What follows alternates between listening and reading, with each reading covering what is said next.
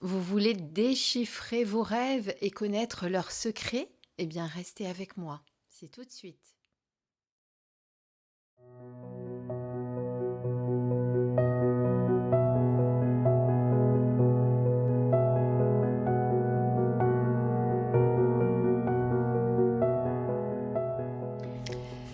Et coucou mes belles lumières, j'espère que vous allez bien. On se retrouve tout de suite pour la présentation de ce magnifique coffret. Voilà, comme la plupart des jeux qui sont créés en ce moment par les éditions Granger, en tout cas pour les deux que je viens de recevoir moi dernièrement, vous les avez donc sous la même présentation avec ce petit tiroir que vous tirez directement ici pour accéder aux livres et aux cartes. Je trouve ça très joli, très, très pratique également. Donc regardez là aussi, vous avez des petites incrustations de dessins très très beaux. Alors là, on est plutôt sur un bleu un petit peu plus profond. Sur l'oracle des émotions que je vous ai présenté il y a quelques jours, on était sur un mauve, mais vous voyez qu'on reste sur le même format de coffret. Donc comme je dis à chaque fois, on peut les mettre dans la bibliothèque tout droit et c'est très pratique pour pouvoir les ranger et y accéder directement. Voilà. Donc, on va lire déjà ce qu'il y a au dos de la boîte. Nos nuits sont traversées par des rêves intrigants, fascinants et parfois inquiétants. Comment décrypter ces messages symboliques de notre inconscient? Ce coffret créé par Émilie Porte, tarologue et passionnée de symboles, vous aide à révéler les secrets de vos songes pour mieux comprendre vos comportements, vos problématiques et vos besoins les plus profonds. Grâce à lui, vous découvrirez que vos rêves sont vos alliés sur le chemin de la connaissance de soi. Les éditions Granger, donc c'est une marque des éditions Trajectoire. Vous pouvez retrouver donc ce coffret au prix de 29 € et je remercie, je ne sais plus si je l'ai dit, si je l'ai déjà dit, c'est pas grave, ça fera que 2 fois. Je remercie Florence pour ce joli envoi. Ce sont toujours des belles découvertes que ces coffrets. Voilà. Alors, cette fois-ci, on rentre dans le vif du sujet. On va voir ce qu'il se passe à l'intérieur. Donc un très gros livre puisque vous avez plus de 200 pages ici. Voilà. Et ici, vous avez accès directement aux cartes qu'on découvrira après. Alors, je dis que c'est un oracle, mais évidemment, comme on parle des rêves, on n'est pas sur un oracle ni prédictif ni développement personnel. Ça ne s'utilise pas du tout comme un oracle habituel. On va le découvrir justement, c'est pour ça que j'en parle. Ça va être plutôt pour justement décrypter vos rêves, pour arriver à comprendre pourquoi vous rêvez peut-être plusieurs fois du même rêve, pourquoi il y a ce rêve qui arrive avec cette symbolique-là, et pour vous aider justement dans votre développement personnel grâce à cette révélation, on va dire. Voilà, pour ça qu'on appelle ça, que l'auteur a appelé ça vos rêves et leurs secrets. Émilie Porte, si vous ne la connaissez pas, elle a déjà créé plusieurs ouvrages et dernièrement le tarot en croix, le tirage en croix, pardon, pour le tarot, pour ceux qui connaissent déjà cet auteur. Voilà, elle est tarologue et elle fait beaucoup, beaucoup de choses. Alors, comment se présente le livre? Donc, vous avez tout d'abord les pages de garde habituelles avec l'auteur, enfin l'éditeur, etc. Ici, vous avez un petit préambule, le rêve, un univers encore mystérieux. Donc, on va vous parler du rêve que nous rêvons tous, malgré que certains ne s'en rappellent pas, tout le monde rêve. Que le rêve est une nécessité vitale. Pourquoi? De quel rêve on peut rêver, hein? Quel type de rêve on peut faire? Alors, divers regards sur le rêve. Là, vous avez un bref historique sur l'approche du rêve. Donc, on va notamment vous parler des rêves dans les époques qui nous ont précédés. Après la clé des songes, le rêve comme instrument de divination, l'approche psychanalytique du rêve avec Freud et Jung, évidemment, les deux psychanalystes, psychologues, psychanalystes, oui, tous les deux étaient psychanalystes. Ensuite, eh bien, le rêve, un outil de connaissance de soi. Justement, l'analyse des songes peut jouer un rôle important dans un processus d'évolution. En permettant au rêveur de se dévoiler à lui-même, elle lui offre une mise à nu de ses fonctionnements et de sa façon de penser. Fait ressortir ses croyances inconscientes qui sont à la base de la perception de l'existence et lui dicte sa conduite. Prendre conscience de l'étendue de ces conditionnements est le meilleur moyen de s'en libérer. Un processus menant à l'épanouissement de l'être peut alors s'amorcer. Ensuite, on va étudier les fonctions du rêve, avec les rêves psychologiques, les rêves qui sont utiles, les rêves facteurs de créativité. Et ensuite, on va aborder les rêves particuliers avec les rêves récurrents, les cauchemars qui sont souvent des expériences assez difficiles à vivre. Comment tirer parti de son cauchemar. Ensuite, on parlera des rêves prémonitoires dans ce livre et aussi des rêves érotiques et sexuels. On aborde quand même beaucoup de pratiques de rêves, c'est ça qui est bien. Ensuite, on a les rêves des enfants aussi, les rêves qui s'appuient sur l'imaginaire. Il y a ensuite les cauchemars et les remèdes que l'on peut donc avoir. Ensuite, vous avez revivre un rêve et le modifier. Donc, il s'agit d'une technique de guérison et d'évolution. Alors ça, c'est quelque chose, je ne connaissais pas cette possibilité-là, mais effectivement, dans ce livre, on va vous aider et vous conseiller pour préparer une séance avec les cartes de rêve, donc celles qui ont le dos bleu, on verra après quand on découvrira les cartes. Cette approche est valable pour la programmation d'un songe particulier ou pour sa visualisation en état de veille. Et cet état de veille, il vous est expliqué également plus loin pour vous expliquer comment le faire. Donc, on va vous aider à reprogrammer un rêve, à programmer un rêve avec les cartes qui ont donc le dos bleu. D'accord ?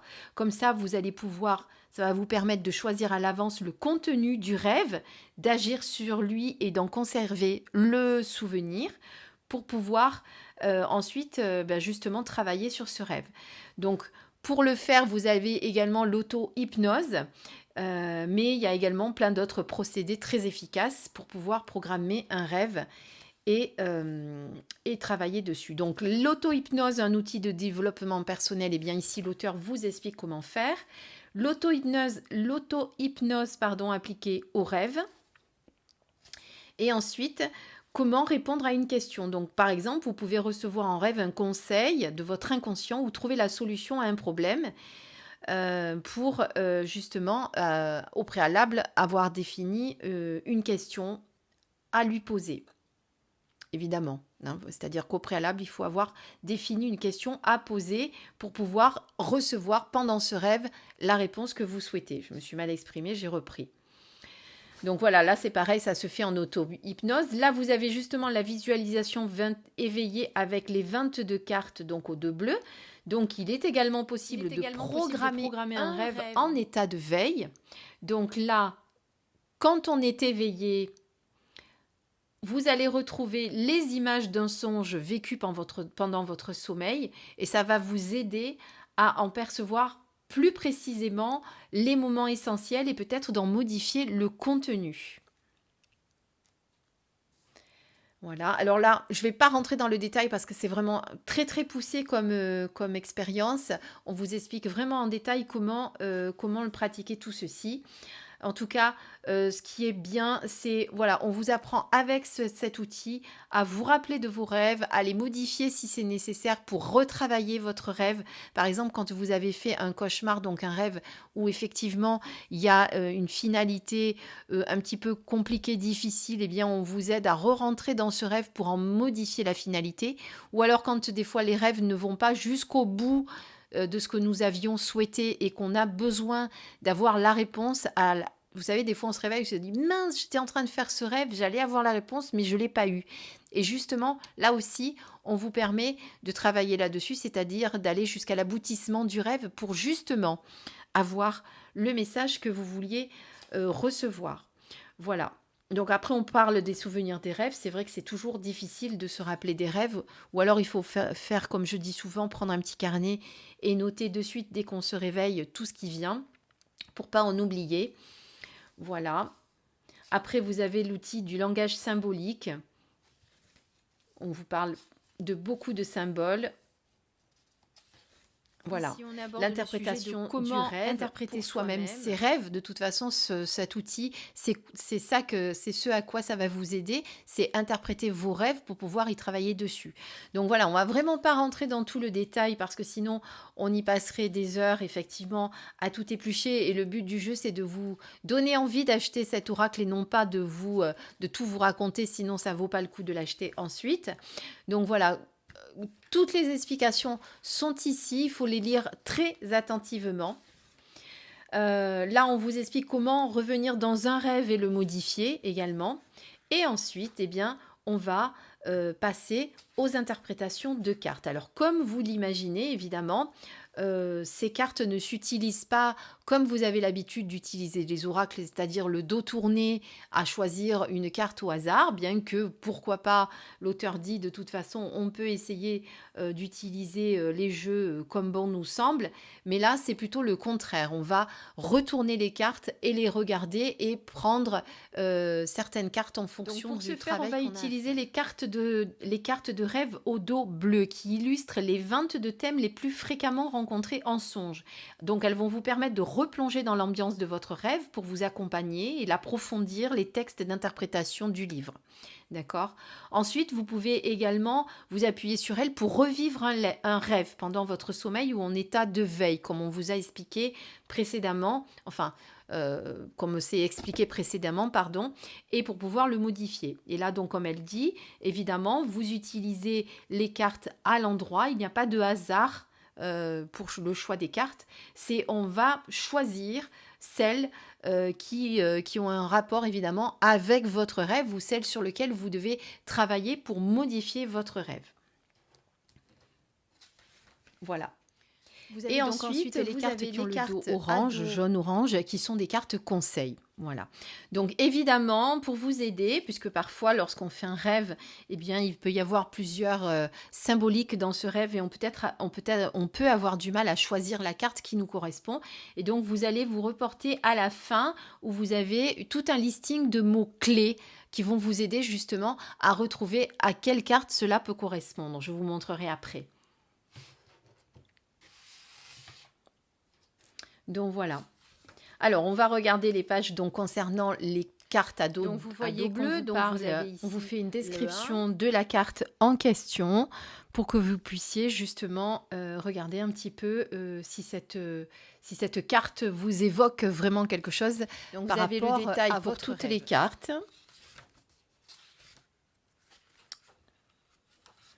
Voilà, très très fourni pour certaines cartes. D'ailleurs, regardez, celle-ci a plusieurs pages. Vous voyez, ça c'est juste pour la carte numéro 2. Parce que à chaque fois, il y a de quoi dire. Hein. C'est pas juste, on vous dit juste ce que représente la carte et puis ça s'arrête là. Donc il y a vraiment un gros travail qui a été fait au niveau de chaque symbolique Ensuite, on passe donc à la carte numéro 3. Bon, je ne vais pas vous faire le détail, mais vous voyez que vraiment, c'est à chaque fois très détaillé par carte. Donc, par exemple, là, on est sur la carte des 4 éléments. Donc, on vous parle de l'eau, ce qu'elle incarne, ce que ça signifie que d'être englouti, de prendre un bain, d'être en présence d'égouts, un puits profond, parce que l'eau peut avoir bien sûr plusieurs... on peut être dans plusieurs situations avec l'eau. Hein, l'eau, ça peut représenter beaucoup de choses. La pluie, la source, la rivière. Voilà. Là, elle vous détaille vraiment carte par carte sur le sujet en question. Hein. C'est vraiment très très bien fait. C'est pas juste un petit texte succinct. Voilà. Donc ensuite, ça, vous avez tout ça pour toutes les, on va dire, les catégories de rêves que vous pouvez faire. Donc on va jusqu'à la carte, je vais regarder. Là on est à la carte 19, je crois que c'est à peu près ici que ça s'arrête.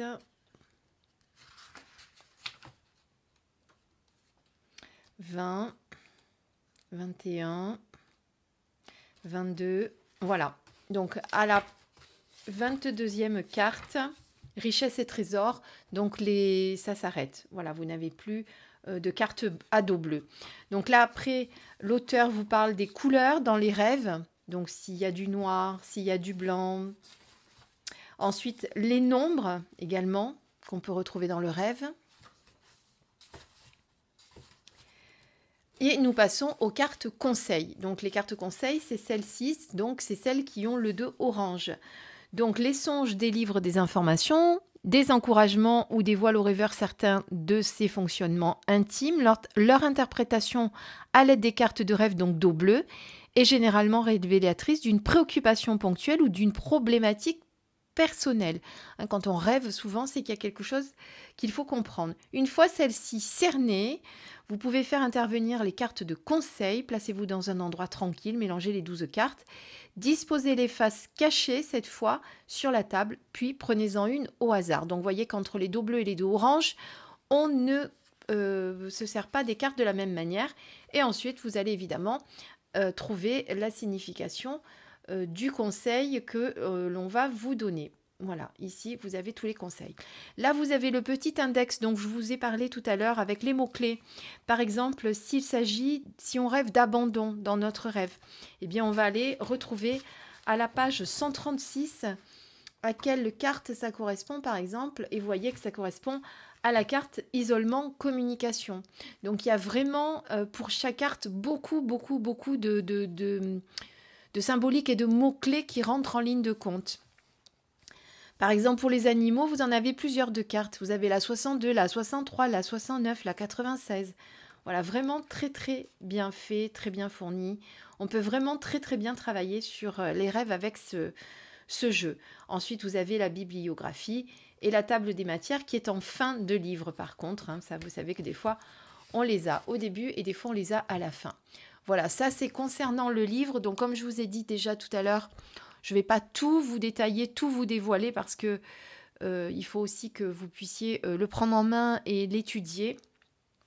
Et puis de toute façon, la vidéo serait beaucoup trop longue pour vous en parler complètement. Mais par contre, il y a un vrai travail à faire avec ce livre pour déchiffrer nos rêves, pour décrypter, je dirais même, nos rêves et comprendre pourquoi on rêve de ça, quelle est la problématique que l'on doit comprendre et ensuite évidemment le conseil. Donc là, ce sont les cartes à dos bleu. Donc vous voyez, un petit peu grandes, elles sont plus longues que larges. Au niveau de la qualité de la carte, c'est une bonne qualité de carte. Alors je vais essayer de ne pas vous faire de brillance. Voilà. Donc vous avez la carte habitation, mais vous avez compris donc que la carte habitation va regrouper plusieurs symboliques, plusieurs choses dans ce thème habitation. Lieu, ambiance, végétation. Donc les 4 éléments qui peuvent être donc le feu, l'eau, l'air, etc. Là, on est sur les transports. Là, on est sur tout ce qui concerne le corps.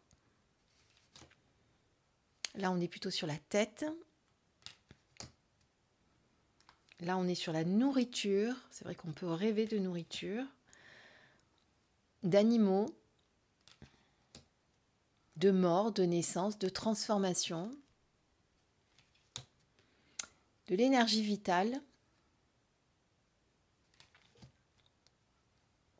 d'enfermement, de libération,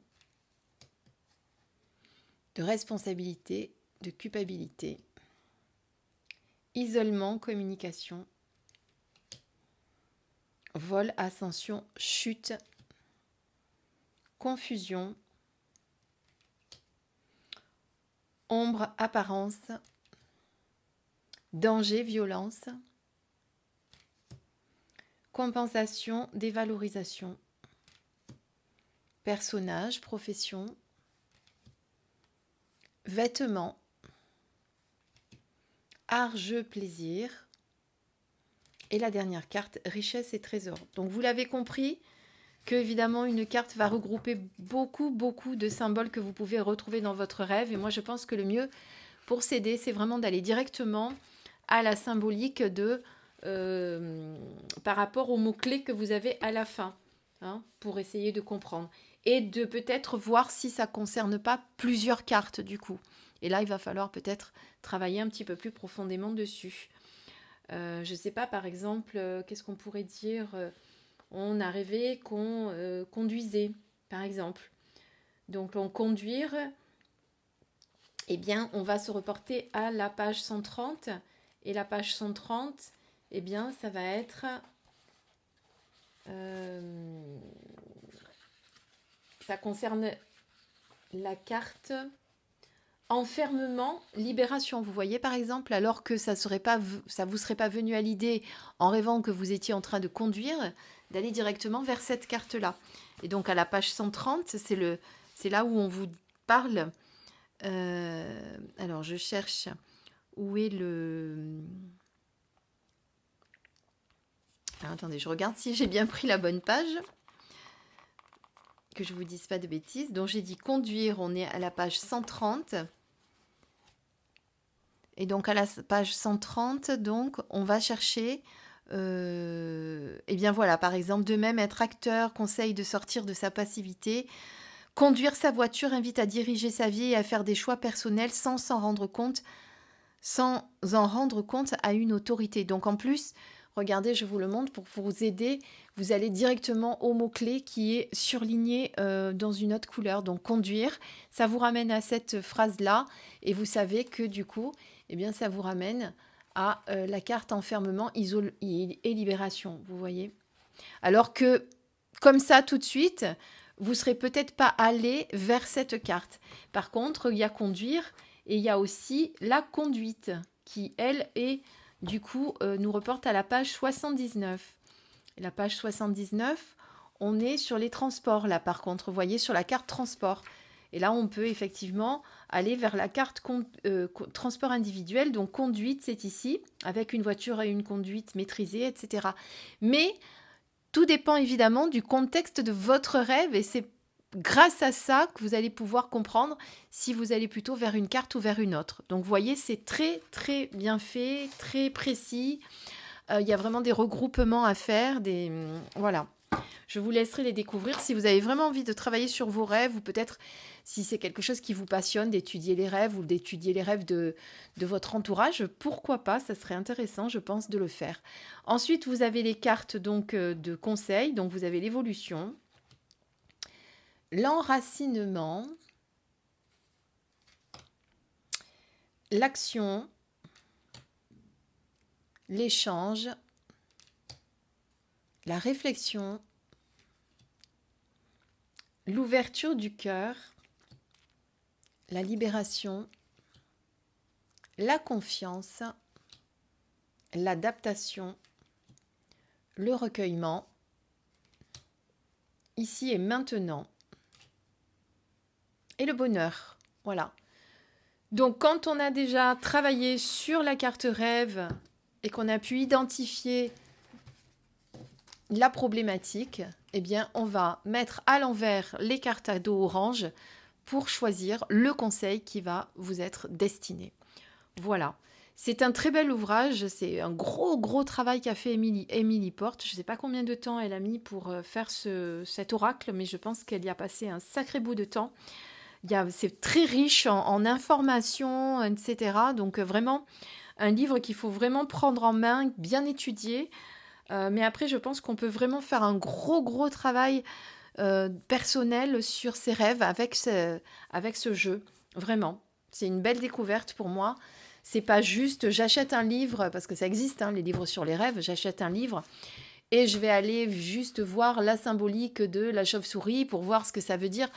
Mais des fois, quand on lit la symbolique, on se dit ça me parle pas, ça vibre pas avec le rêve que j'ai fait, je comprends pas tout parce que il y a pas toutes ces explications que vous allez retrouver dans ce livre-là, par contre. Voilà. Et donc, tiens, par exemple, chauve-souris, est-ce que ça existe ? J'ai parlé de chauve-souris, comme ça. Chauve-souris, eh ben oui, vous voyez, on est sur la page 108. Et la page 108, j'ai pas rêvé de chauve-souris dernièrement. Donc on va directement à la page. Vous voyez, la chauve-souris est un mammifère volant qui se repose dans les lieux sombres et humides, parfois assimilé au dragon. Et là, vous avez donc l'explication. J'ai pris un mot au hasard et vous voyez que vraiment, vous avez tout ce qu'il faut dans ce livre. Voilà, mes belles lumières, j'espère que cette review a été assez complète et qu'elle vous a donné vraiment envie d'acquérir ce livre, cet oracle en tout cas. Je vous dis à très très vite pour une nouvelle vidéo. Je vous embrasse très très fort. Bisous bisous, prenez soin de vous surtout. À bientôt.